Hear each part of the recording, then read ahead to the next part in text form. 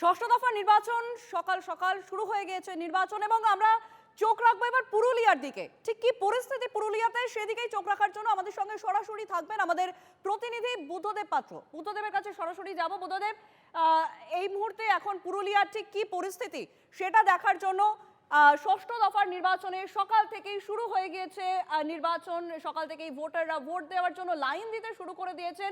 পুরুলিয়ায় এই মুহূর্তে তুমি যেখানে রয়েছে তোমার পেছনে দেখছি আমরা সাজানো গোছানো সুন্দর একটি বুথ। ঠিক কি পরিস্থিতি সেখানে? একেবারে সঞ্চারী, তোমাকে ভালো ছবি দিয়ে কলটা শুরু করি। যেখানে রয়েছে একটি বিয়ে বাড়ি প্যান্ডেলের মতোই একবারে মডেল বুথ করা হয়েছে। এবং তোমাকে বলে রাখি সঞ্চারী, পুরুলিয়ার যে 14টি মহিলা পরিচালিত বুথ রয়েছে তার মধ্যে অন্যতম মডেল বুথ এই রাষ্ট্রীয় উচ্চ বালিকা বিদ্যালয় বুথ। আমরা ভেতরে যাবো এবং পুরো এখানে যে বুথ দেখছো পুরো সাজানো গোছানো একটা বুথ রয়েছে।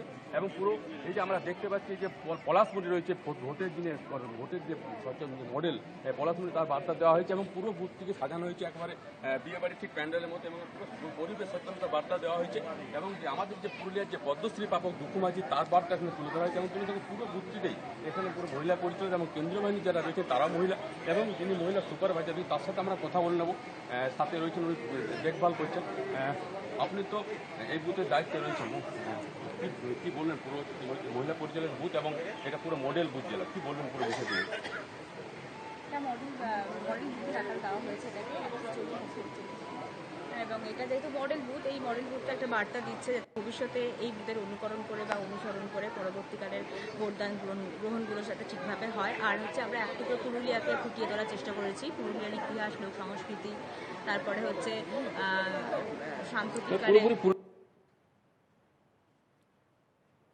আমাদের সঙ্গে এই মুহূর্তে যোগাযোগ বিচ্ছিন্ন হয়েছে বুদ্ধদেব পাত্রর, আমাদের প্রতিনিধির। যেমনটাই আমরা পুরুলিয়ার দিকে দেখছিলাম যে সেখানে একটি সুন্দর মহিলা চালিত বুথ, যে বুথে শুধুমাত্রই মহিলা ভোটকর্মীরা কাজ করছেন, সেই বুথের সামনে থেকে আমাদের ছবি তুলে ধরছিল বুদ্ধদেব পাত্র, আমাদের প্রতিনিধি।